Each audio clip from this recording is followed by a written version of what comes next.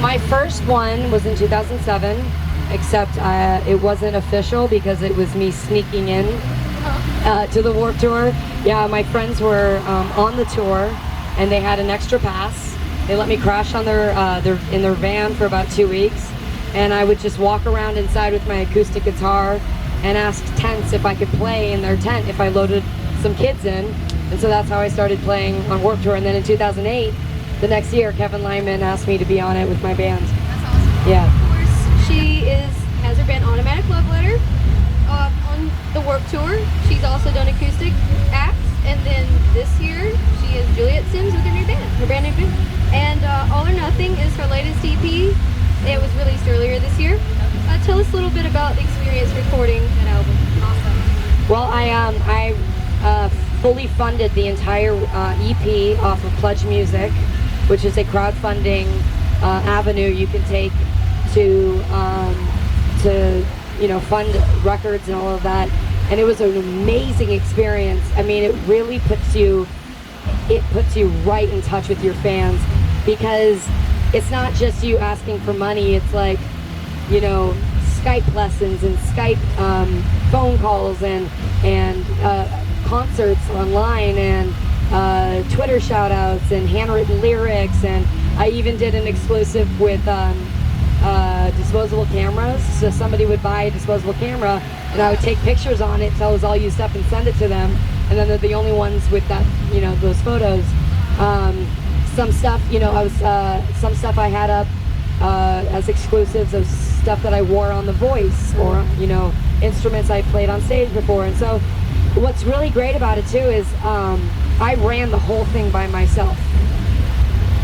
Now the funny thing is that which I'm admitting to you, and I haven't told anybody this yet, is when I was doing Pledge Music and I was talking to fans and stuff, sometimes I had like alter egos, like I had an assistant named Rebecca that would help me, and so I'd like talk to people sometimes. Yeah, I will ask Juliet that and see if it's okay. And then finally I was like, okay, I'm sick of this. I'm sick of pretending that I have an assistant. And it gets you really in touch with the fans. And I mean, the amount of support I had behind me with this EP was mind-blowing.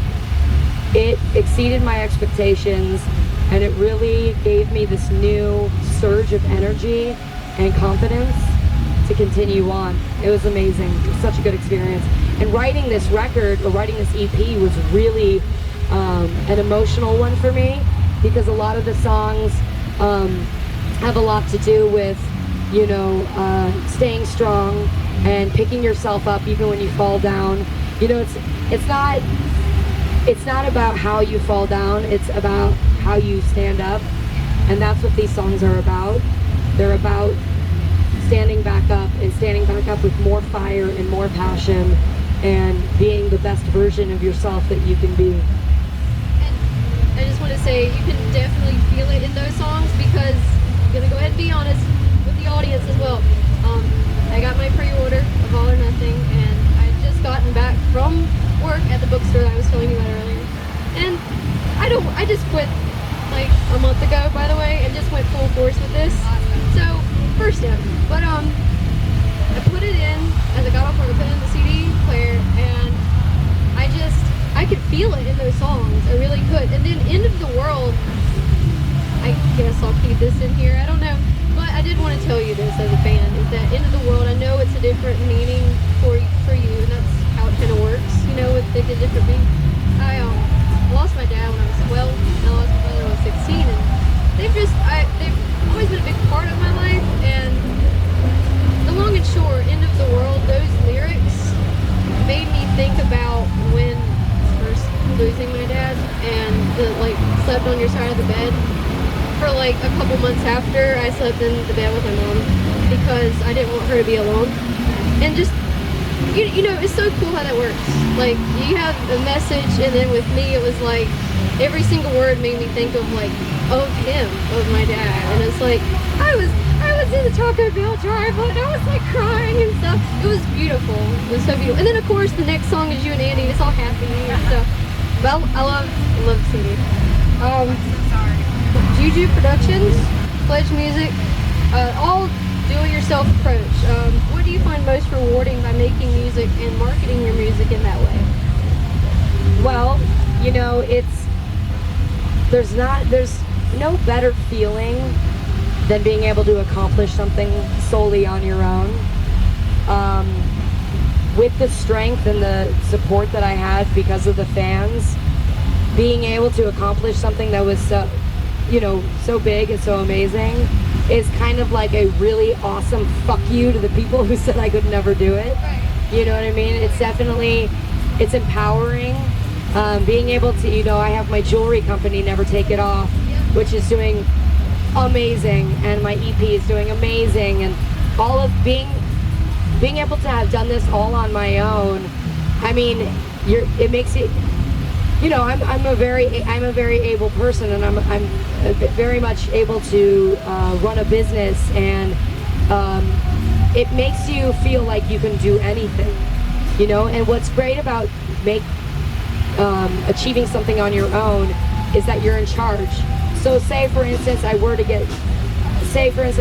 to ever get another record deal, I know that I would be in the driver's seat. Yeah. And again, you doing that inspires me to think that way. Like, I can do this, you know? And same way with him. I think he probably got something out of this workshop too. What inspired you going into the studio? Like a certain musician you listen to, or is it just poetry, literature, or something like that? Well, as a musician and as a lover of music, I listen to music every day. Stuff from the 60s, the 70s, the 80s, the 90s, the 2000s, and current stuff. So yeah, lots of things can inspire me for sure, but when I go into the studio to write songs, I have to write about something I'm emotionally connected with, otherwise it's not going to work. Otherwise it's not going to be believable, because that's the thing with my music, and I think that's why so many people relate to it, because I write about real life experiences and real shit that you go through, and it's not all like rainbows and gumdrops. Most of my songs are depressing as fuck. Yeah, Not Broken Yet, the song that I sing with on Andy, might sound happy. That's a sad song. You know what I mean? I write about real shit, about anger, about emotion, about depression, about heartbreak, about loneliness. But I like to put, that touch of hopefulness in it. You know, that touch of you can, you know, it can get better, it can be great. And so that's what I pull for when I go into the studio, is what's going to empower people, what's going to relate to somebody else that's going on in my life. And that's where I really pull out my best lyrics. And the End of the World music video is very intense, like your lyrics. How was it making the video? What was that like? It was really fun. You know, getting to make a music video with Andy was, I mean, it was fun. We're best friends, you know what I mean? So the entire time it was definitely like, even in the scenes where we're angry at each other, as soon as the cameras shut off, we'd start laughing, you know?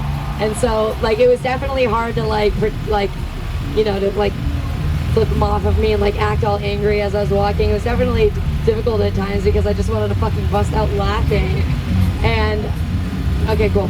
And you know, the scenes where I'm in the grave and I have the blood and everything, that was, I mean, how I emotionally pulled that out in me was it was basically like method acting, where I just basically thought about where I was mentally when I wrote the song and just pulled from that feeling to get that kind of emotion. But yeah, filming the music video was a really fun experience. Yeah. Dollskill. You've been teaming up with Dollskill. Tell us a little bit about that. This is actually great. This is good for you guys too, because how I got the whole Dollskill thing to happen, it's a very, very interesting story. So dollskill.com is it's an online store, and kind of like a lifestyle type, you know, online store. You you could go on there and they've got amazing clothes, but they've got like awesome photos. You can go there to get, you know, fashion inspiration and all of that. And honestly, they have the best clothing ever. I'm like obsessed with everything they have on their site. But how I got that whole thing to happen is I went online and I went on their site and I searched and found their PR representative's email, and I emailed them and I was like, my name is Juliet SIMMS. These are my social media stats. I'm doing the Vans Warped Tour. This is, you know, I sent them my music. I gave them some of my background and some photos, and I got a call from the guy a couple days later, and they were very interested in doing a cross promotion with each other. So I went out to San Francisco. We did a whole photo shoot, and they gave me a bunch of clothes, and we're cross promoting each other. So they're promoting me on their clothing site, which is really popular. I mean, they get millions of girls going on there, and they've got high social media stats as well as me, and we just cross promote each other, and they dress me up as one of their dolls, and that's what we're doing. They kick ass though. It's my favorite place to shop. Yeah. Any last words for your fans out there? Yes, I would like to say I would not be anywhere without you guys. You're my life, soul, my passion, and everything. Thank you so much for supporting me. Keep being amazing, and I love you so much. Alright. Guys, check out Juliet SIMMS and Cherry Rocks Radio, and also go to YouTube, look Jewel622 on YouTube, and Juliet SIMMS as well on YouTube. And I will see you guys later. Take care.